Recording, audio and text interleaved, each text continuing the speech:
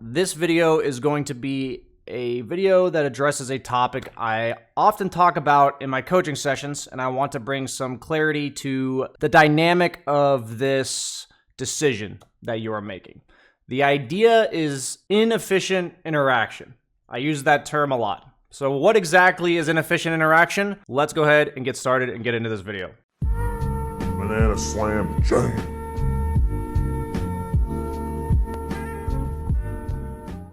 So inefficient interaction means that you are choosing or putting yourself in a situation where you will be trading spells, right clicks, generally speaking, interacting with enemy heroes. And this is something that a lot of people don't understand is they can choose in every single instance whether or not they want to interact with enemy heroes. So there's three basically key factors that you need to think about when you're deciding whether or not to interact with heroes.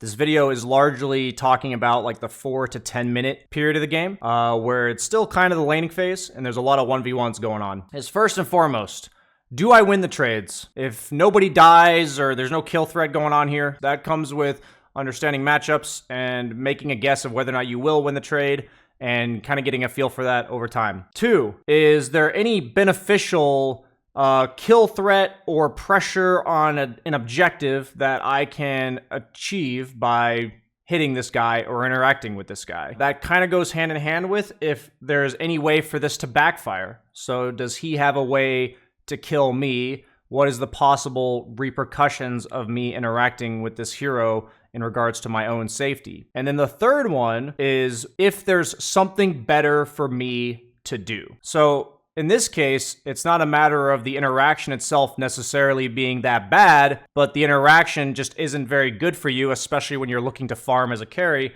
and there's just farm that you can be getting somewhere else. So I have a few key examples here. Let's go ahead and jump into it. I want to show you guys an example where I'm in a matchup of Lifestealer versus Legion here, and I just saw the Skywrath Mage walk away, the enemy 4 position. So generally when the supports leave, this is a really good opportunity for you to attempt to interact with the opponent core that you are laning against. So in this case, I see him walk away, and I'm very familiar with this matchup. I've played Lifestealer against Legion a lot of times, and I'm going to force this guy to fight me while making sure I get the CS if possible. And you're gonna see that I just click him down, forcing as many clicks on him as possible.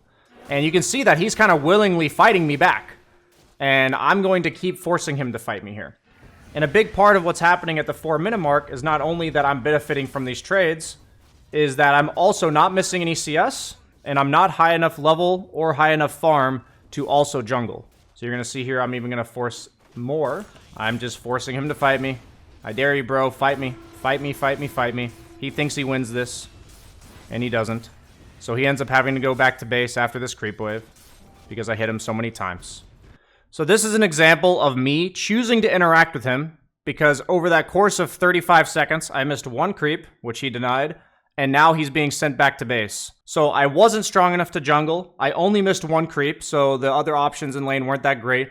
The 4 position was gone for most of this time, and the potential benefit of hitting this Legion was that he had to go back to base. So this is something that I want you guys to have attention in what you're thinking about during games, because this is a classic example of me understanding hero interaction better than he does. I understand this matchup better than he does, and now he's getting sent back to base because he tried to fight me. And if you know your matchups better than the opponent, you'll simply stomp them in situations like this because you will make them fight you or make them run away from you when you are effectively stronger than them. So now the Legion has hit level 6, and it's really important to note that if the opponent has kill threat on you, that this dynamic will drastically change. And I needed to show you the first example of how many times I purposely hit this Legion, made him fight me, to also show you the difference when I no longer want to fight him anymore because he's full HP, he's near his tower, so it's easy for his team to TP on him. And it's also a situation now where he has a stun that threatens to kill me. So I'm now going to shift this dynamic to defensively aggroing, avoiding him at all costs, hitting the creeps because that's why I'm here, and then just leaving to go jungle as I don't hit him a single time and I'm now done in lane. I need you guys to see the difference between these two choices because these are very dynamic based on levels, power spikes, moments in the game. And as the lane gets later and later, it's going to become less likely as a carry or even as an offlaner sometimes that you will want to interact with the opponent because there are simply better things to do like jungling, where if every second I spend in lane, I'm effectively losing gold. So here we are with yet another example. This is a situation that I see my coaching students kind of fudge a lot. So here we are, minute 8.5, very similar to the Lifestealer replay, where Visage is honestly only level 4. I'm stomping this lane, but there's 2 heroes against 1. So the likelihood of me like killing one of them or taking an effective trade while I'm by myself against 2 heroes, even if I'm over leveling them, is unlikely. This is an opportunity where I just say, I don't really care about these enemy heroes since I'm higher level than them, but because I also don't want to interact with them. So they're casting spells on me, Visage is going to harass me, and I just need you to see exactly what I'm going to do. I'm just going to kill the creep wave. I'm just hitting it down as fast as I possibly can, playing for some denies as well, picking up my item.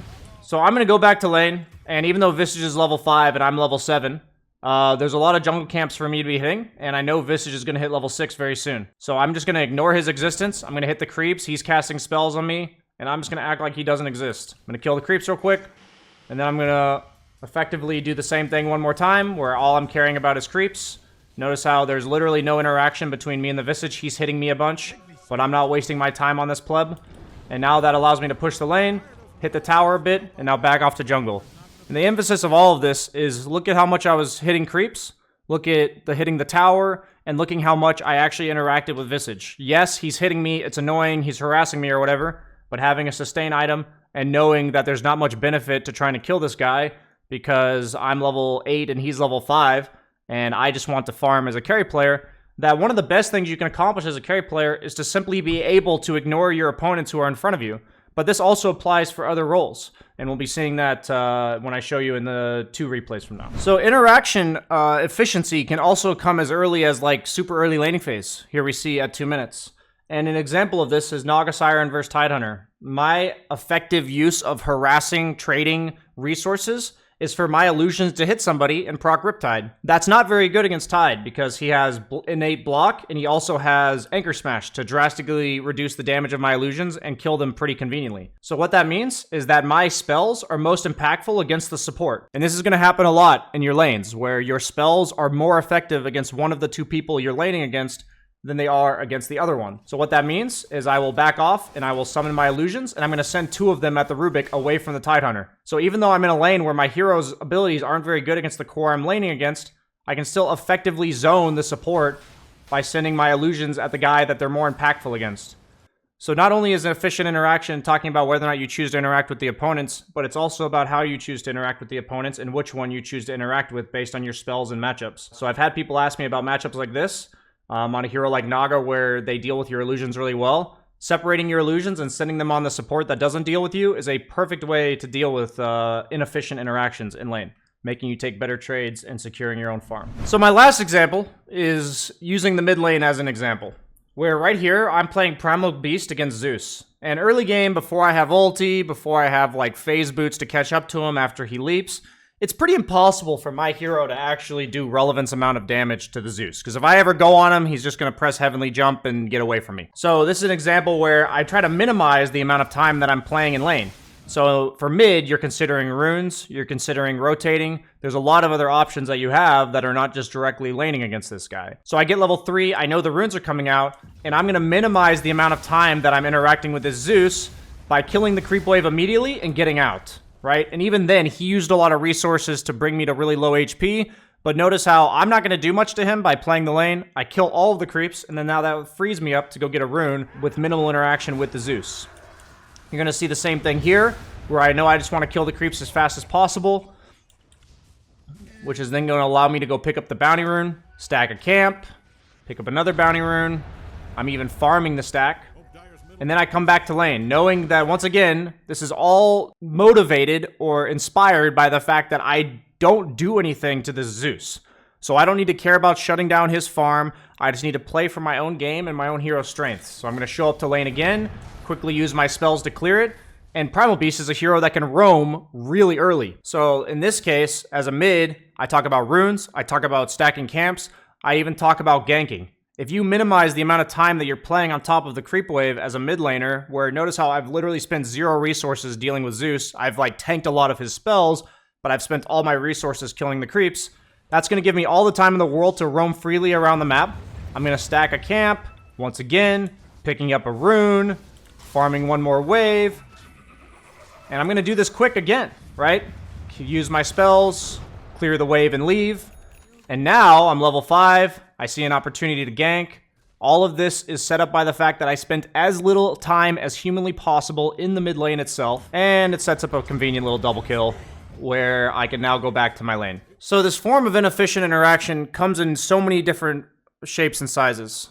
It comes for every single core role and is once again the 3 factors of how well do I trade with this hero? Does either of us threaten the other one in terms of kill threat and like the positives and negatives of actually pressuring that guy?